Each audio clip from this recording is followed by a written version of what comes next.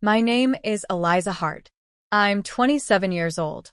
And if you think abandonment kills the soul, wait until you see what silence can resurrect. It started with a text. 4 plain sentences that split my world in half. We need space from you. Please don't reach out anymore. At all. I stared at the words until my phone blurred. My parents, my own blood, were cutting me out like a tumor. No argument, no explanation. Just exile, served with casual cruelty.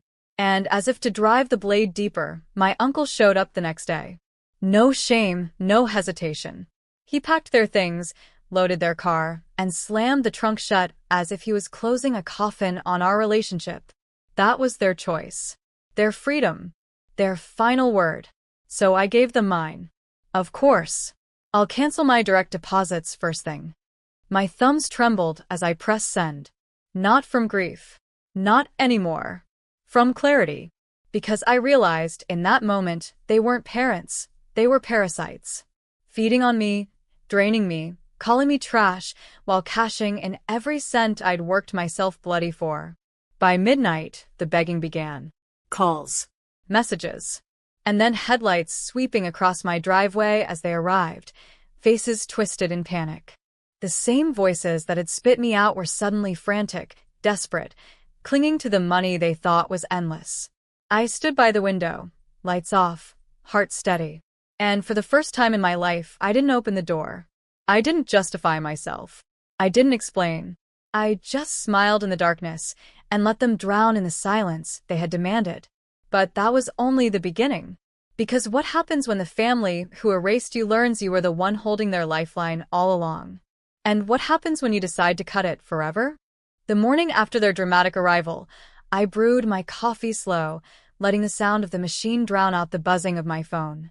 Missed calls. Dozens. Messages stacked like unpaid bills. Sweetheart, we didn't mean it that way. You misunderstood. We were upset. Can we talk? Please. Each one read like theater scripts. No apology. No acknowledgement of the years they called me useless, of the dinners where my sister was praised like royalty while I was served as the family's punchline. Just manipulation, dressed in desperation. I scrolled back, rereading that text. Please don't reach out anymore. At all. The clearest request they'd ever made. And I intended to honor it. The money, that was the real betrayal.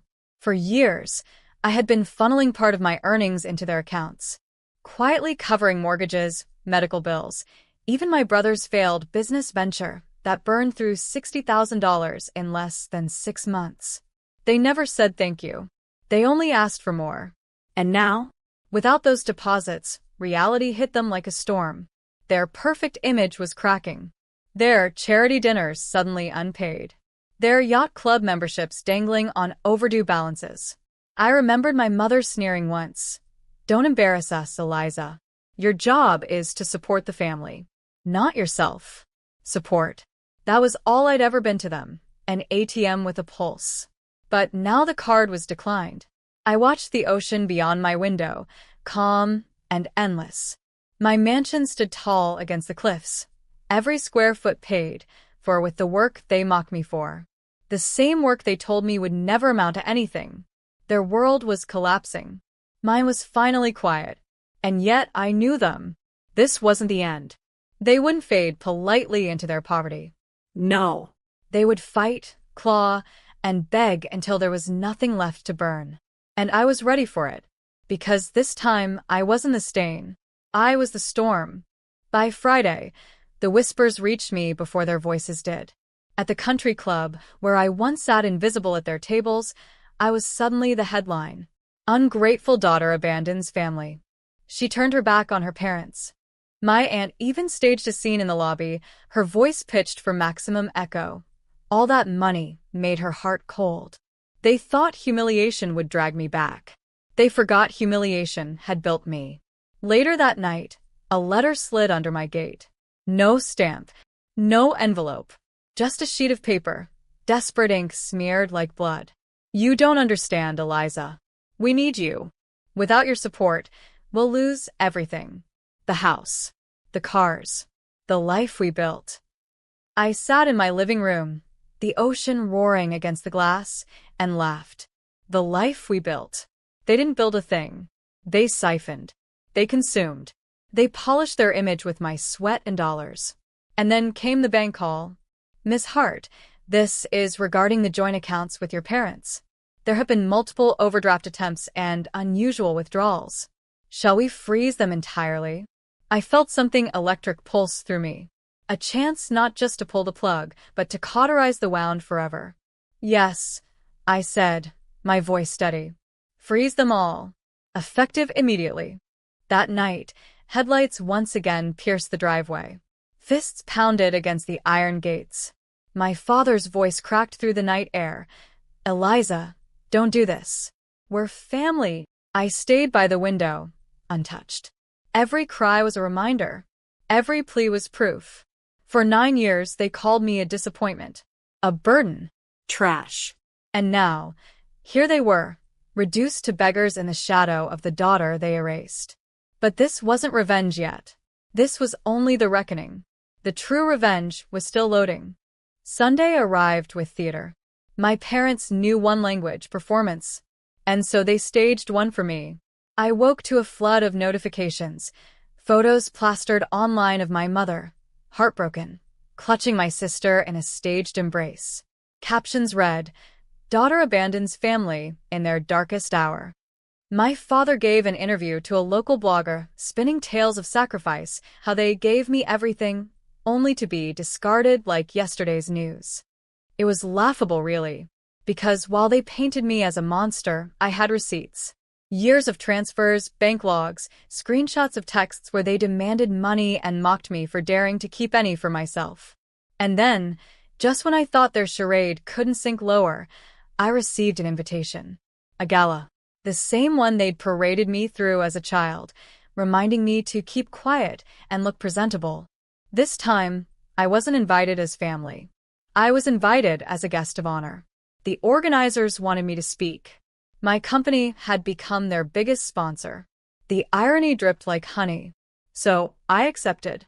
That night, while my parents strutted in borrowed clothes, whispering about how they'd handle me, I walked in flanked by security. Cameras turned. The room shifted. The whispers that once crushed me now crowned me.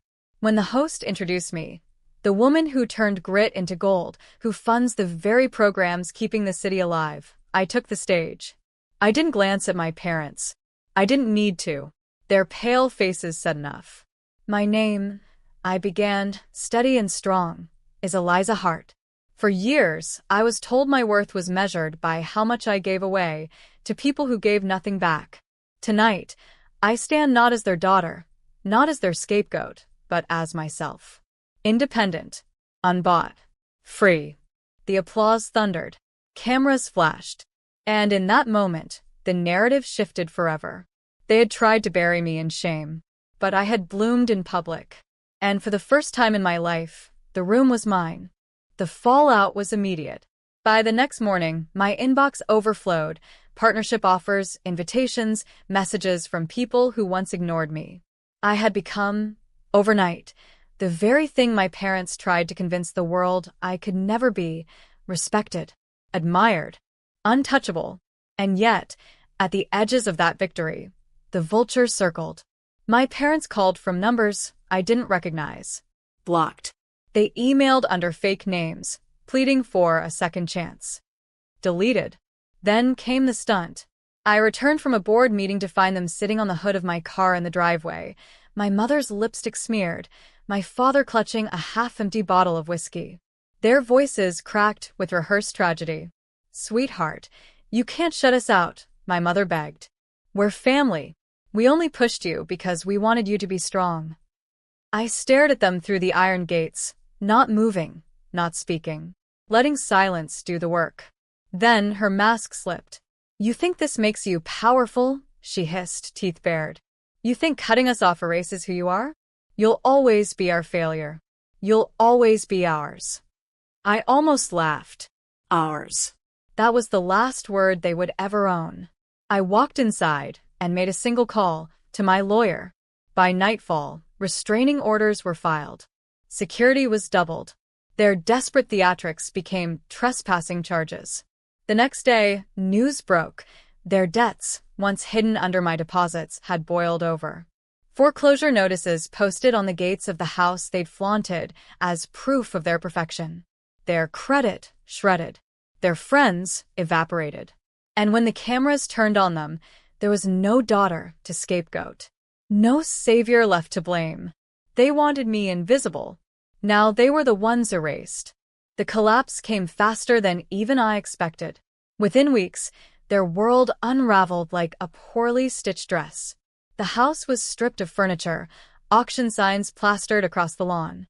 Creditors hounded them, friends vanished, and the people who once cheered their cruelty now avoided eye contact in public.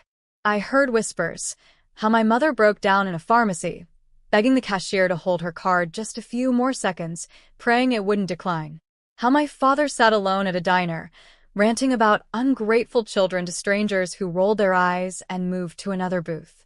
And through it all, I remained silent. No dramatic confrontation. No raised voice. Just distance, firm and final. Until one evening, my doorbell rang. Through the security camera, I saw them. Thin, hunched, stripped of the arrogance that once filled every room. My mother clutched a stack of papers, foreclosure notices, overdue bills, her hands trembling. My father stood behind her, shoulders sagging, pride finally broken. When I answered, she dropped the papers on the ground. "Eliza," she whispered, her voice raw, "please help us. We have nowhere else to go." I looked at the bills scattered at my feet. Years ago, I would have bent, absorbed the blow, taken responsibility for the chaos they created. But not anymore. I knelt, picked up a single page, and held it out to her. "You once said my only value was what I could give you," I said softly. "Now you see, I was the only thing holding you up." Her eyes filled with tears, but I didn't waver. "I'm not your savior," I continued. "I'm not your scapegoat. I'm free." Then I slid the paper back into her hands and stepped inside, closing the door with a quiet finality. Through the glass, I saw them linger, desperate, shattered, unrecognizable. And then, for the first time in my life, I turned off the porch light without guilt. The night swallowed them, and I finally breathed. Freedom is quieter than I ever imagined. Mornings no longer began with frantic phone calls or accusations, but with the sound of ocean waves brushing against the shore outside my balcony. I'd sip coffee on the terrace, sunlight spilling across the water, and marvel at how peace felt like wealth no bank statement could measure. I built a new circle, friends who valued me for who I was, not what I could provide. Colleagues who respected my work, not my silence. A chosen family, stitched together by loyalty and care, not blood and cruelty.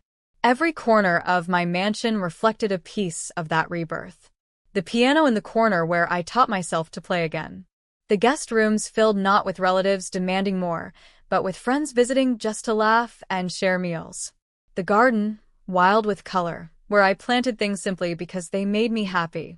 Meanwhile, news trickled in about my parents. Their rental house, small, damp, far from the glittering circles they once worshipped. My mother, rumored to be cleaning houses for the very women she used to mock. My father, spotted at a pawn shop, arguing over a few dollars for a broken watch. They still tried, occasionally, to claw their way back into my life. A letter left in my mailbox. A voicemail that cracked with rehearsed remorse. But the words rang hollow, the same performance recycled, the same manipulation disguised as apology. I didn't reply, because forgiveness isn't owed, it's earned. And they had never once lifted a hand to build, only to take, destroy, diminish. The greatest revenge wasn't screaming in their faces. It was this, waking up every day without them, thriving in a life where their shadows couldn't reach. And sometimes, as I locked the gate at night, I whispered the words they once spat at me with venom. "You're nothing." Except now, the difference was clear. They were. They once told me I was nothing. A burden. A stain. But burdens don't build homes on cliffs above the ocean. Stains don't stand unbroken after years of being torn apart. Nothing doesn't rise into everything they thought I'd never be. The last time I saw them, they stood outside my gate, smaller than I'd ever remembered, their voices weak with pleading. My father's words cracked. "We need you, Eliza. Please." I stared at them through the bars, calm and unshaken. "You needed me when you chose her lies over my truth. You needed me when you laughed as I broke. You needed me when you told the world I was worthless."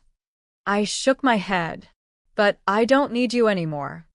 The ocean wind rushed behind me, a symphony of freedom. I turned, walked back toward the house that I had built with my own hands, my own strength, my own scars transformed into steel. No more begging. No more shadows. No more carrying the weight of their cruelty. They taught me once that love was conditional. But I had learned something greater. Self-respect is not. And in that, I found my peace. The night they called me nothing was the night they lost everything. And for once, I wasn't broken. I was free. The flight information flickered overhead as I stood frozen at the departure gate, not from confusion, but from the echo of what my sister had just said. "We didn't book you a seat. Thought you'd cancel anyway." She smirked like it was clever. Like humiliation was a joke. My parents didn't even look back. They just laughed and kept walking toward security, dragging their designer carry-ons across the polished floor like they weren't dragging my heart with them. My name is Danielle. And from wherever you're watching this, stay with me. Because I have a question. Have you ever watched the people you love treat you like luggage? Optional, forgettable, and easy to leave behind? I wasn't late. I wasn't uninformed. I was standing there in jeans and a packed duffel, holding my passport, assuming I was part of the family vacation I helped plan. You know what my mistake was? Assuming I belonged. That trip, New York to Santorini, 5-star hotels, the private vineyard tour, the sunset cruise, I helped arrange every part. I worked overtime shifts. I coordinated the bookings. I offered my card when the family group chat had gone silent after the price tag came up. "Just charge it," Mom had said. "We'll settle it later." They never did. But I thought maybe this trip would be different. Maybe I'd be more than the backup planner. Maybe I'd actually be included. Turns out I was just the wallet with a smile. I watched them walk through TSA. My sister even turned around to wave at me like she was doing me a favor. "Oh well," she mouthed. And that's when it clicked. Not rage. Not tears. Just clarity. Because what they didn't know, what they never even bothered to ask, was that the entire trip was on my credit card. Flights. Hotel confirmations. Cruise reservations. Every single itinerary booked in my name. So while they floated through the airport like royalty, I pulled out my phone. 10 minutes. That's all it took. I canceled everything. The flights? Gone. The hotel? Refunded to my account. The cruise? Notified of the fraudulent guests. I stood at gate B12, tucked my phone back into my pocket and smiled. Let them board. Let them take off. Let them land halfway across the world only to find out the trip was never theirs to begin with. I sat in the airport lounge sipping a basic latte while tracking the flight I'd just canceled for 5 people. Delayed. Then denied. They must have reached the gate just as the system flagged their boarding passes as invalid. I imagined my sister standing there in her designer sandals, rolling her eyes at the gate agent. Mom pulling out her sunglasses dramatically. Dad going red in the face, insisting, "There must be some mistake. We booked weeks ago." "No, Dad. I booked weeks ago. And you all just assumed I'd stay quiet and foot the bill like always." A message lit up my phone. "Grace, sister. Why is the airline saying we have no booking? Call me now." I didn't. I watched the airport crowd move around me. Calm. Normal. Meanwhile, on the other side of security, the people who raised me were probably realizing for the first time in their lives that I wasn't going to save them this time. See, they'd gotten used to me being invisible. Not weak, invisible. The kind of person who makes the dinner, sets the table, and isn't offered a seat. Who drives 3 hours to help but gets left out of the group photo. Who plans the family vacation but isn't considered family enough to deserve her own plane ticket. My silence was their favorite currency. They never imagined I'd cash out. Another ping. Mom. Danielle. What did you do? We're at the gate, and there's no flight. Fix it. Then, not 5 seconds later. Mom. You have 5 minutes to call me before your father explodes. Explodes? Exploding is easy. Staying calm, now that's power. So I stood, picked up my bag, and walked to the exit. No chaos. No shouting. Just the quiet satisfaction of letting years of being sidelined land exactly where it hurt. By the time they realized the hotel in Santorini had also been canceled, I was already halfway to my rental car. I had booked a cozy cabin upstate, peaceful, silent, and entirely mine. No family drama. No fake smiles. Just me, and the sound of them panicking somewhere over the Atlantic, wondering why the world suddenly stopped revolving around them. Oh, and one more thing. I left a little message on the cruise reservation email, the one I CC'd them on, right after I hit cancel. Sorry. There's been a change in plans. Turns out I did cancel, just not in the way you expected. By the time they realized the hotel had dropped their reservation and the cruise line had blacklisted their names due to a flagged chargeback, I was already wrapped in a warm wool blanket, drinking coffee in front of a fire. No calls. No yelling. Just the crackling sound of peace, something I hadn't felt in years. My phone buzzed again. I didn't even bother checking. They weren't calling out of love. They were calling because they finally needed something from me. Again. For context, this wasn't new. When Grace wanted to go to college out of state, I co-signed the loan. When Dad's business almost lost its warehouse, I loaned him $10,000 from my emergency fund.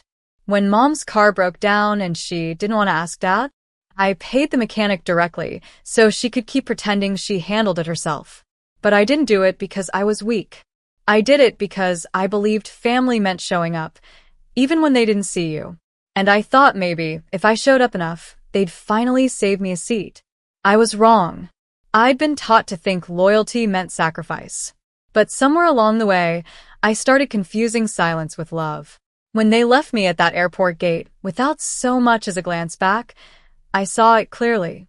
They never saw me as part of the family.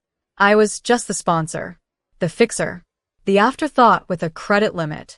So this time, I didn't answer their calls. I let them sweat through the Athens airport, fighting over who was going to fix it now that their human doormat wasn't kneeling in front of them. Instead, I did something they'd never expect. I opened my laptop and filed the formal dispute, all $8,360 of it, labeled under unauthorized family abuse of funds, screenshots, chat records, confirmation emails in my name. By the time they landed, their phones were probably lighting up with fraud alerts. Grace tried to FaceTime me. I watched her name pop up on the screen, paused, and then declined it. She sent one last message. You're being dramatic. You're going to regret this. But regret? That's what I felt every time I paid the bill and still wasn't allowed at the table. This wasn't revenge. It was reclamation. Of time. Of dignity. Of my own narrative. Because when someone leaves you behind on purpose, they don't get to keep riding on your credit. Not now. Not ever again. The next day, I finally answered. Not to argue. Not to explain. Just to hear how they'd spin it. Mom's voice hit first, shrill, offended, coded in disbelief. Danielle, how could you? You embarrassed us in a foreign country. We were left standing there like criminals. The hotel staff thought we were scammers. I didn't flinch. I just let her keep talking. Do you know what people must think of our family name now? After all we've done for you. All they've done? I almost laughed. But I waited until she was done gasping for control before I answered calmly. I didn't cancel the trip to punish you, Mom. I canceled the illusion that I was ever part of it. Silence. Then Dad came on the line. His voice wasn't angry. It was tight, controlled, like he'd rehearsed this. You went too far. This isn't just about a vacation. It's about respect. I let out a breath. Exactly, I said. Respect. Funny how it suddenly matters when you're not the one being left behind. We didn't mean it like that, he muttered. You meant it exactly like that, I replied. You booked tickets for everyone but me, then laughed like it was some inside joke. You left me standing there like I wasn't your daughter. I've worked overtime for months to pay off that trip. And when you thought you had everything in hand, you tossed me out like I was lucky to even be at the gate. There was a pause. Then he said, We assumed you'd understand. You always do. And that was the problem. I always understood. I always adjusted, forgave, made peace while choking on my own silence. But not this time. I'm not your understanding little girl anymore, I said. You taught me family means obligation. I'm teaching myself that it means respect. And if I have to choose between the two, I'll choose myself. Then I hung up. No drama. No screaming. No apologies. Just the click of a line they never expected me to cross. Later that night, Grace texted me, You're seriously cutting us off over a seat on a plane? And for the first time in my life, I smiled at her ignorance. Because it was never about the seat. It was about every table I wasn't welcome at. Every conversation I was left out of. Every time I paid, emotionally, financially, and still had to knock before entering my own family. The seat was just the final receipt. And I wasn't footing the bill anymore. By the third day, their group vacation had fully unraveled. I didn't need to spy. They aired the disaster themselves. Grace posted a cryptic Instagram story. A blurry selfie, no makeup, captioned, People will use money to control you. Watch out. Then a screenshot of an email from the cruise company. Reservation canceled due to billing authorization failure. Refund processed to original cardholder. I almost felt bad. Almost. But then I remembered standing at that airport gate, suitcase in hand, hearing my sister say, We didn't book you a seat. Thought you'd cancel anyway. While Mom laughed like I was the joke. Let them sit in that. What they didn't know was that I had anticipated exactly this. Before canceling everything, I'd also ensured there'd be no fallback options. No second hotel. No last-minute resort upgrade. No alternative cruise route. Why? Because this was the first time in their lives that I decided how far they got to go.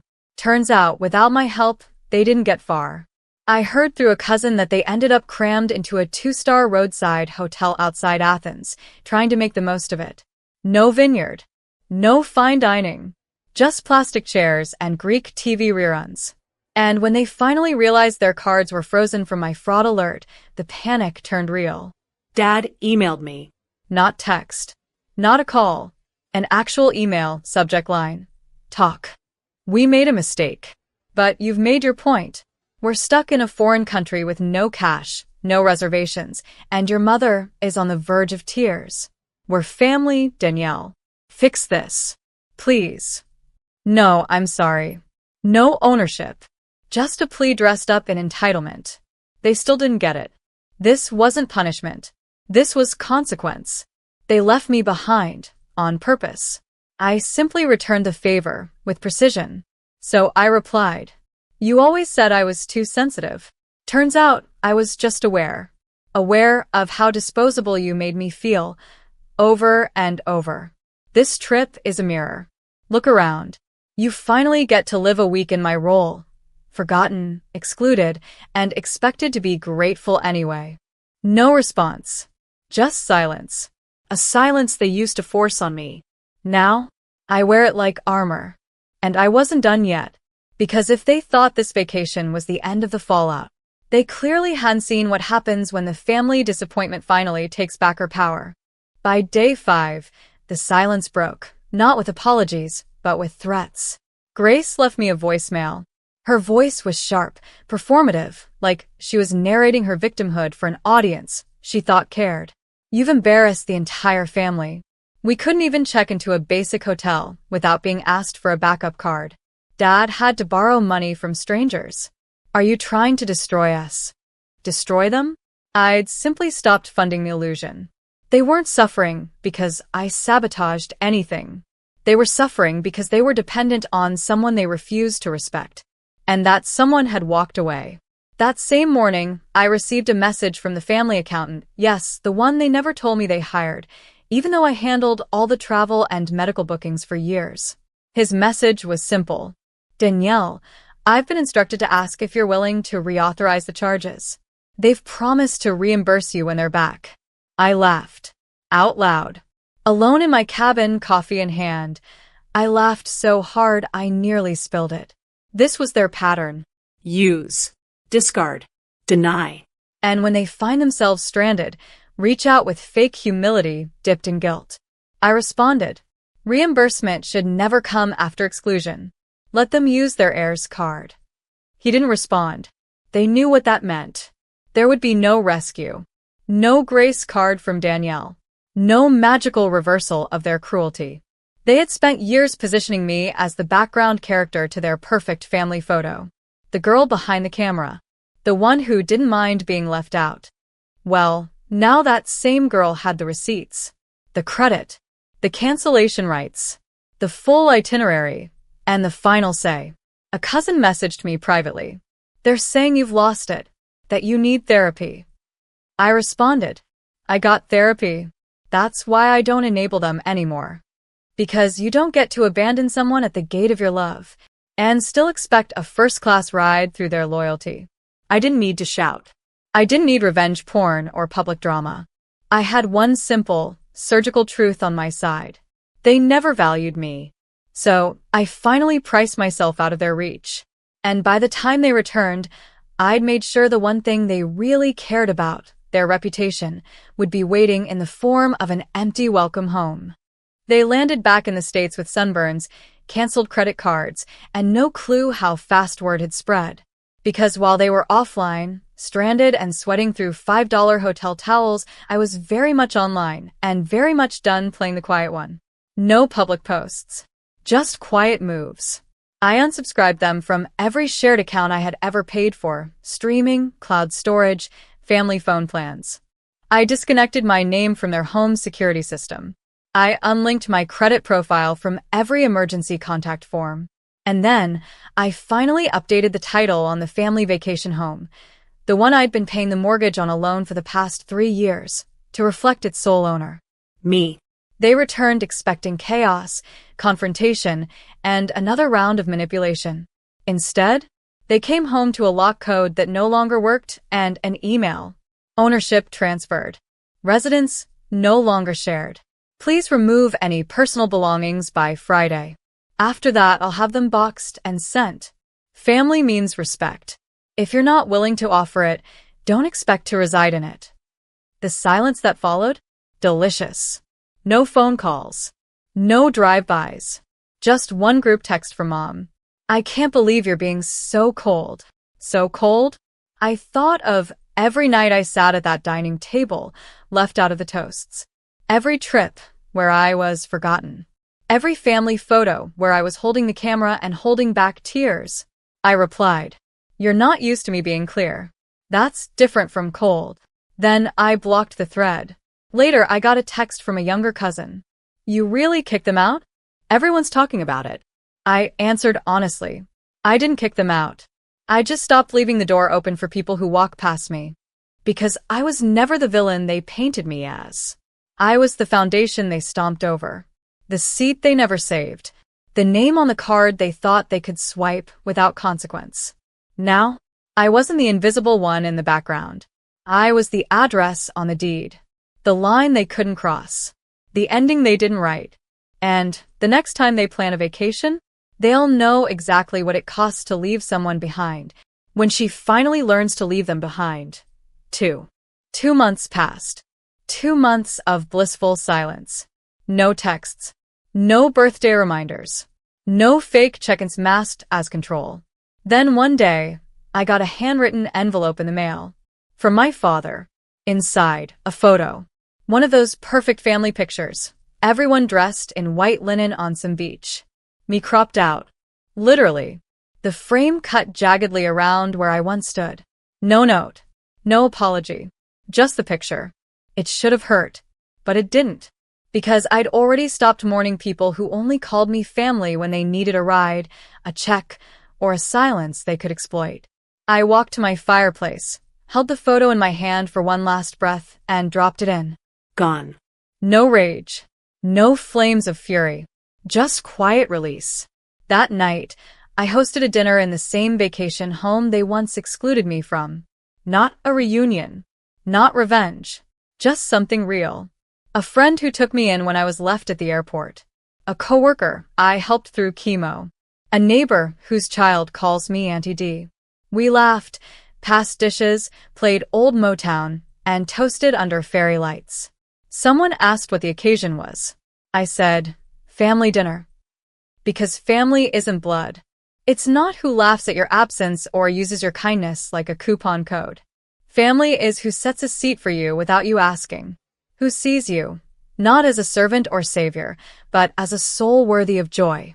Before dessert, I stepped outside alone. Cold breeze. Quiet stars. And in the stillness, I whispered something to the sky. You thought I'd fall apart because I missed one flight, but I didn't miss the point. They excluded me thinking they'd get the last word. But what they didn't know is that when you finally choose your worth over their approval, you stop waiting to be invited. You become the home.